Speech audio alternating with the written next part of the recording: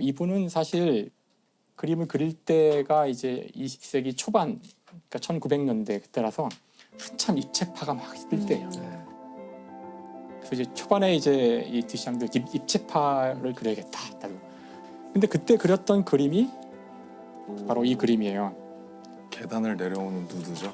역시 우리 RM은 벌써 이름을 바로 계단을 내려. 왜냐면 18년에 국현에서 전시를 했었어요. 맞아요. 저도 이 봤었어요. 시리즈 중에 그 하나가 왔어서 제가 봤던 기억. 맞아요. 물론 입체파 그림이라고 했지만 이게 입체파도 좀 다른 게 입체파는 일단 당시 다시점을 그리는 거였는데 이거는 계단을 내려오는 사람을 이렇게 연속 사진을 착착 찍어서 붙여놓은 것 같은 느낌이죠. 그러니까 약간 입체파긴 한데 뭔가 좀 다른 느낌이에요. 뭔가 시간이 영상을 들어가 있는. 평면으로 구현하려고 맞아요. 했던 것 맞아요. 같아요. 네. 그래서 이 작품을 출품을 하는데 입체파 화가들이 이걸 보더니 이거는 입체파가 아니야. 뭐 많이 부족한데. 뭔가 우리랑 많이 달라. 부족해. 아니야. 맞아. 그래서 이거를 그러니까 자를 순 없고 이렇게 압력을 가해요. 이거를 좀 처리하면 좋겠다. 그래서 뒷시장이 팡 터져가지고 이거 그림 안 걸어. 그래서 인정받지 못하고 있다가 이제 미국에 가게 되는데 미국에서 이제 아모리 쇼. 네. 그러니까 그게 미국 사람들에게 유럽의 선진 예술을 보여주는 그렇게 기획된 거예요. 무슨 박람회 같은 그런 게 근데 지금은 미국이 중심이 됐으니까. 그렇지 뭐. 그렇죠. 초기엔 그런 거였죠. 여기에 아까 그 계단을 내려오는 누드를 출품을 했는데 유럽에서의 그 싸늘한 반응과는 달리 미국 사람들은 열광을 한 거죠. 이거 너무 좋아요. 사람들이 야 이거 진짜 훌륭한 이거야말로 새로운 미술이다. 그래가지고 미국에 있으면서 이제 듀샹이 역사에 남을 이제 업적을 남기게 되는데 그 자기 동생에게 편지를 하나 쓰는데 그 편지에 뭐라고 나오냐면 자 내가 파리에다가 뭐 물건을 몇 개 두고 왔는데 그 물건이 바로 요 자전거 바퀴 자전거 휠하고 이 병을 걸어두는 거꾸로 이렇게 담아두는 마에가만 있죠 이렇게. 이 두 개를 딱 찍으면서 동생한테 편지에다가 자 내가 이것을 지금부터 레디메이드로 만들려고 한다. 레디메이드라는 것은 당시 미국에서는 그 기성복을 가리키는 단어예요. 그러니까 원래 옷은 맞춤형으로 만들어야 되는데 이제 공장형의 의류 제조 기법이 나오면서 대규모로 옷을 찍어낼 수 있었거든요. 그 레디메이드라고. 그러니까 이건 대량으로 찍었다는 뜻인데 공장에서 레디메이드로 만들려고 한다.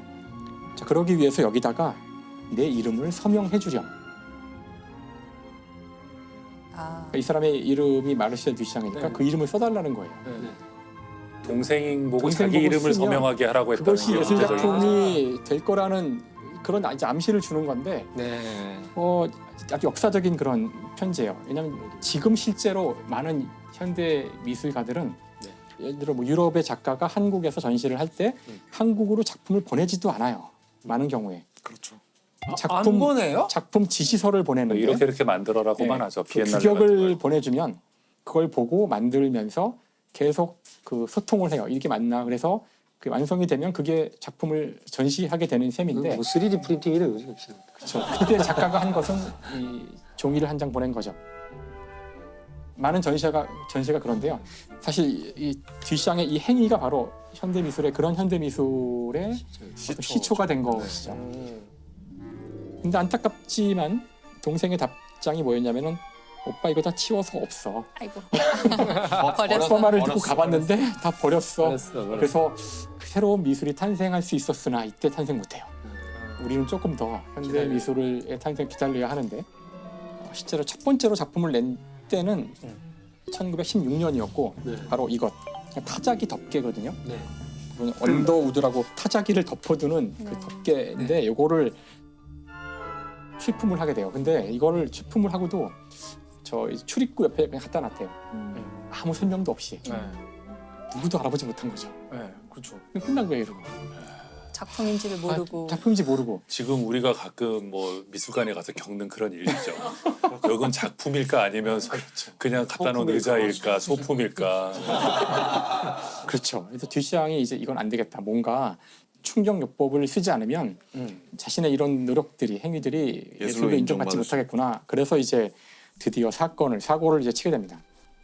1917년 4월 10일인데 4월 10일부터 시작된 전시회 109년 전. 그렇죠. 그때 그 전시회에다가 요 남성 화장실에 쓰이는 이 소변기를 이걸 공식적으로 출품을 해요.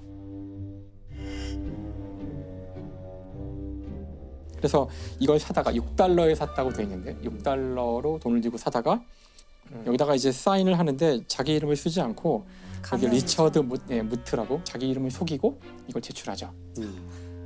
RM이라고 크게 써 있는데. 그러네. 그러네요. RM 뮤티라고. 아름가요. 바로 오늘을 위하여 이게 준비된 거구나. 아, 이런 큰 플랜이 이 전시회는 더군다나 이제 유럽에서 항상 한참 유행하고 있는 그런 권위를 다 무시하고 그 심사도 없고 상도 주지 않는 모든 사람이 돈을 얼마 내면 두 개씩 출품할 수 있는 그런 모토를 내걸고 있는 그런 전시였거든요.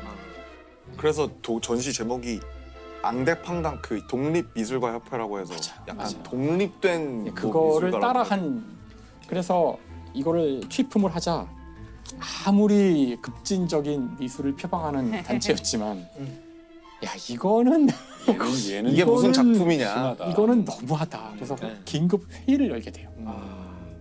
회의를 열어서 결국은 이거를 이제 전시 불가 판정을 내리는데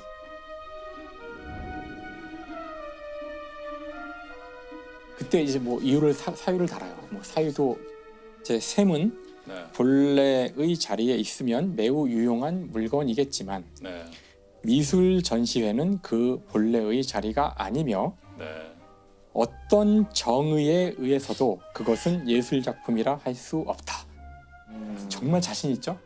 뭐 어떤 정의에 의해서도 근데 그 협회에서 썼다는 게 굉장히 흥미로운데 그 모든 것은 있어야 할 자리가 있다라는 게 실은 이게 인간이 더러움과 혐오 이런 걸 할 때 그게 있어야 할 곳에 있지 않을 때 사람들이 굉장히 혐오를 느껴요. 그러니까 침이 입 안에 있으면 괜찮아요. 밖에 나오면 혐오스럽죠. 그래서 자기 몸 안에 있을 때는 소화도 시켜주고 뭐 목도 축여주고 다 좋은데 뱉거나 나오면 문제잖아요. 근데 저걸 그 위원회에서 이렇게 말했다는 것은 이거는 불쾌하다는 거예요. 그렇죠. 변기는 화장실에 있어야 되는데 미술관에 와 있는 거잖아요.